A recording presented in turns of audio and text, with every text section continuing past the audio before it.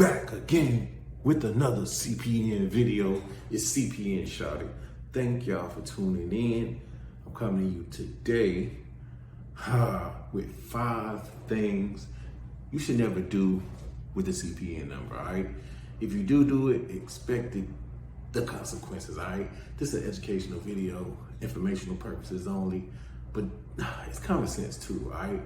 5 things you should never do with a CPN, all right? Okay, let's go ahead and get started.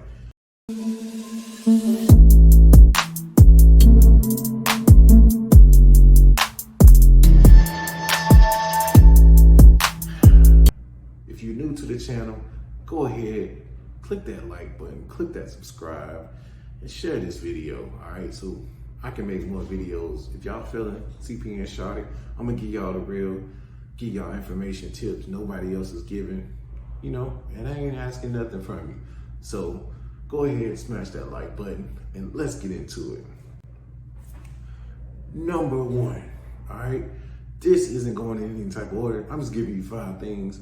Never, ever, ever go to the DMV and apply for an ID under your CPN name and information.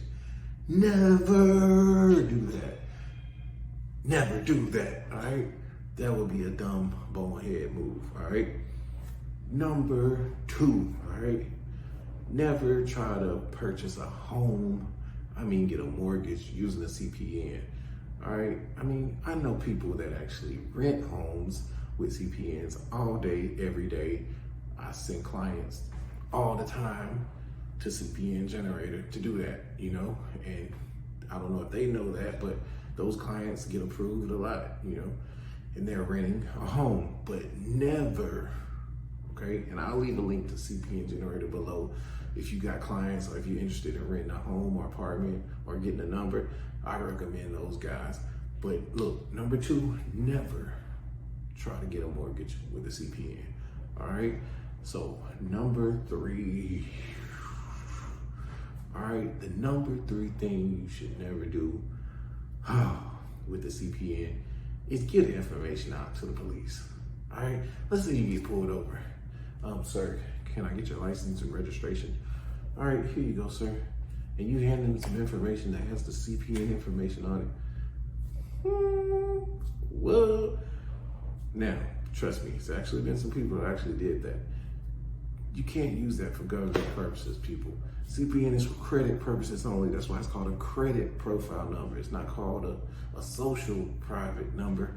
So never, ever, ever, ever do that.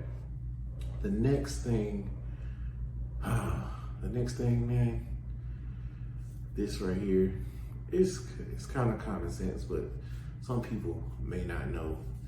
Don't apply for food stamps under your CPN number. You know, it was a lot of fraud going on a couple of years ago during the pandemic, but I heard of some people doing it, but I really wouldn't recommend ever using a CPN for that. And the number 5, the last thing to never do with the CPN, seriously, okay? Never, ever, ever just make up a random number out of your head and just think you can go and just start using it. Look, if the CPN is not tri-merged, meaning active with Experian, Equifax, and TransUnion, those 3 tri-merged.